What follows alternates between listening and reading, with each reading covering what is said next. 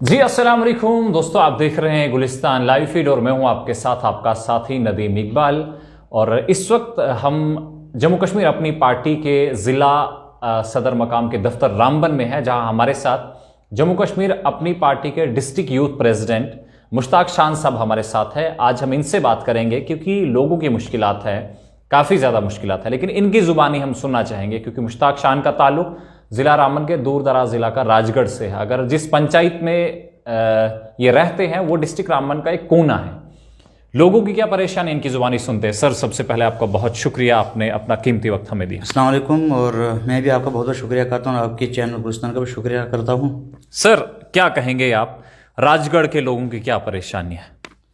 Sir, Rajgarh अगर सोचोगे तो मैं पूरी डिस्ट्रिक्ट रामबन की एक बात करूँगा। जो हमारा ये बिजरावाला का पहाड़ी इलाका है, इसमें कम से कम इस टाइम 40% ऐसे लोग हैं जो 60 साल एज क्रॉस कर गए हैं, जिनको की पेंशन मिल रही थी आज तक।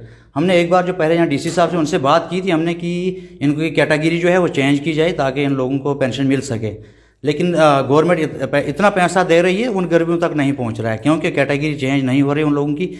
जो बीपीएल के ज़ुमरे में आते हैं जिनको पेंशन मिलनी चाहिए उनको बीपीएल है नहीं, जो एपीएल के काबिल है उनको बीपीएल है, और बीपीएल के काबिल जो लोग हैं उनको एपीएल है। और मैं ज़िला का अपने रामबन डिस्ट्रिक्ट के अपने डिप्टी कमिश्नर साहब को भी पहले अस्सलाम वालेकुम करता हूँ और उनका बहुत बहुत शुक्रिया करता हूँ कि मैंने जब भी उनको कॉल की, मैसेज की, उनने रिप्लाई दिया।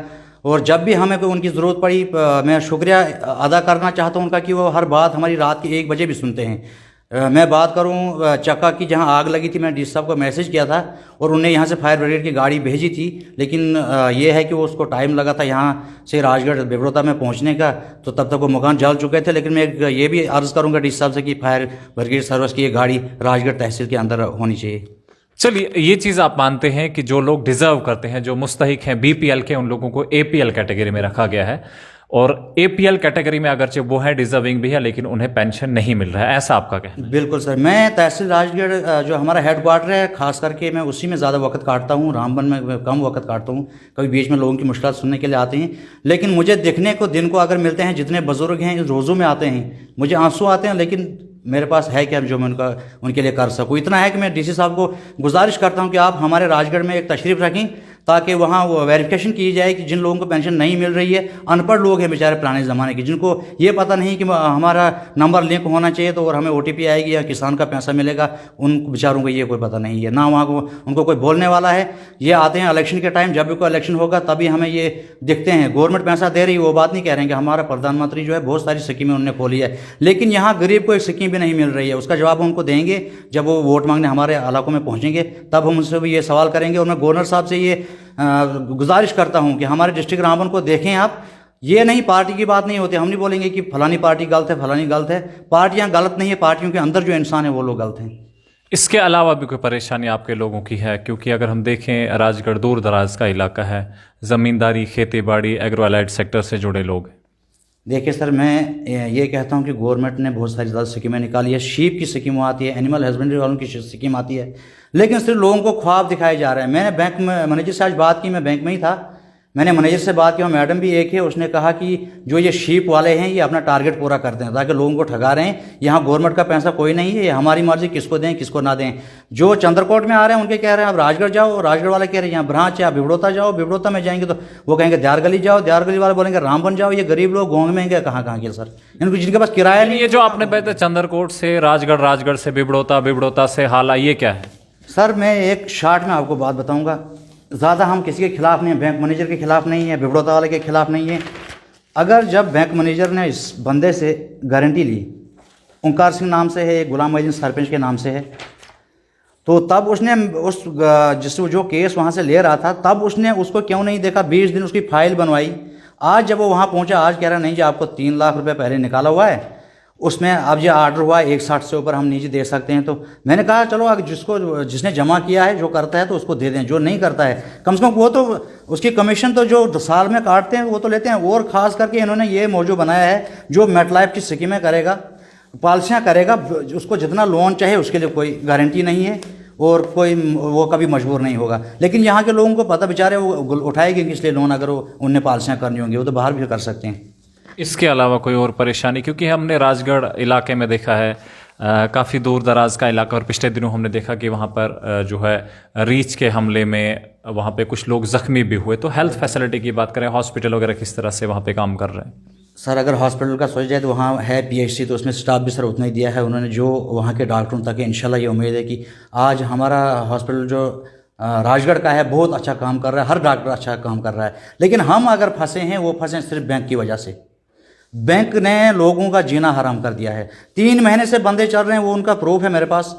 मैंने चीफ से भी बात करने की कोशिश की, फिर जो हमारे डॉक्टर है जो सेंक्शन करते हैं लोगों के लोन, उससे मैंने बात की। उसने कहा एग्रीकल्चर का डिपार्टमेंट अलग है, ये गवर्नमेंट ने स्कीम निकाली है, शीप का अलग है और जो एनिमल का है वो अलग है, ये अलग अलग है। ये आपको लोन नहीं देना चाहते इसलिए आपसे ऐसा कर रहे हैं। मैं चाहता हूँ कि आप डॉक्टर साहब से बात करें 2 मिनट। चलिए सर, बहुत शुक्रिया आपका जनाब। हमारे साथ मुश्ताक शान साहब थे और इनका ये कहना है कि जनाब सरकार की तरफ से काफ़ी सारी स्कीमें आई हैं लेकिन लोगों तक वो पहुंच नहीं रही हैं। अब पहुंच क्यों नहीं रही है? क्योंकि राजगढ़ की अगर बात करें, राजगढ़ के अंदर हमारे पास 3-4 ब्रांच है जम्मू कश्मीर बैंक की, क्योंकि जम्मू कश्मीर के लोग ज़्यादा JK बैंक से ही लोन वगैरह के लिए अप्लाई करते हैं। पहली ब्रांच दयारगली बिबड़ोता, दूसरी ब्रांच राजगढ़, तीसरी ब्रांच चंदरकोट जिन लोगों के अकाउंट है, और कुछ लोगों के अकाउंट्स हाला में है जो हाला धनराट है। तो कुल मिलाकर ये कहें कि अगर वो लोग राजगढ़ से चंद्रकोट आते हैं तो उन्हें कहा जाता है कि जब आपको जो बेनिफिट मिलेगा आपके अकाउंट से मिलेगा और आपका अकाउंट राजगढ़ की ब्रांच में है। राजगढ़ की ब्रांच में जाए तो जनाब आपको बेनिफिट बिबड़ोता से मिलेगा, यानी जो दयार गली के पास में जम्मू कश्मीर बैंक की ब्रांच है।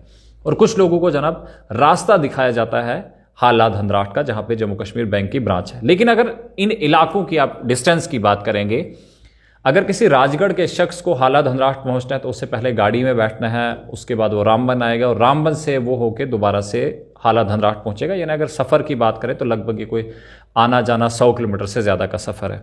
इसी तरह से अगर किसी हाला के शख्स को अगर राजगढ़ जाना है तो उससे पहले हाला से करोल पहुँचना है और करोल से फिर वो रामबन से गाड़ी लेंगे और राजगढ़ पहुंचेंगे। इसी तरह से अगर दयारगली आपको जाना है, पहले आप राजगढ़ से चंद्रकोट आए, फिर आप दोबारा राजगढ़ गए और फिर आपको दयारगली, यानी ये चीज़ कि लोग भटक रहे हैं और कहीं ना कहीं सरकारी जो डिपार्टमेंट्स हैं वो लोगों को सही नहीं बता रहे हैं, सही से गाइड नहीं कर पा रहे हैं कि आपको किस डिपार्टमेंट, किस बैंक जाना है, किस ब्रांच में जो है आपको बेनिफिट मिलेगा और कहाँ। क्योंकि गरीब लोग हैं और उन्हें जो किराए में ही सारा पैसा सर्फ हो जाता है, खर्च हो जाता है जब वो किसी स्कीम का बेनिफिट लेने जाते हैं। लेकिन जब उनको लगता है कि नहीं फाइनेंशियल यहाँ पे हमें नुकसान हो रहा है और वो उस स्कीम का फ़ायदा नहीं ले पाते हैं, वो उस स्कीम के आखिर तक पहुँचने से पहले ही हिम्मत हार देते हैं और जो सरकार की जानिब से शुरू की गई स्कीमें हैं उनका फ़ायदा लोगों को नहीं मिल पाता है। मुश्ताक साहब, आपका बहुत शुक्रिया कि आपने हमसे बात की और हेल्थ के रिगार्डिंग जहाँ हमने इनसे बात की, उनका कहना है कि इन्होंने कहा कि हमारे पास हेल्थ फैसिलिटी बेहतर है। सर जाते जाते क्या कहना चाहेंगे आप? सर जाते जाते मैं यही कहूँगा कि लोग रोज़ा रख के आजकल बहुत दूर दूर से आते हैं, तो उन लोगों को सताया ना जाए। मैं सरकार से ये गुहार लगाना चाहता हूँ कि आप माफ़ करें, स्कीमें ही बंद करें, ना दिखाएं लोगों को ख्वाब, तो अच्छी बात है।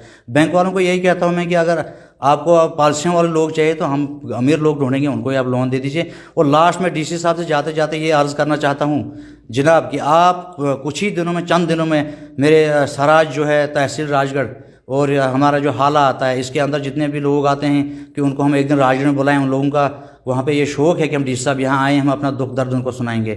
हम DC साहब का बहुत बहुत शुक्रिया करते हैं। जाते जाते हम ये कहेंगे कि आपने एक हज ही समझो, अगर हज करना है रोज़े में लोग चंद्रकोट पहुँचेंगे, उनको सताया जाएगा बैंक वालों की तरफ से, किसी महकमे की तरफ से, वो हम बर्दाश्त नहीं करेंगे।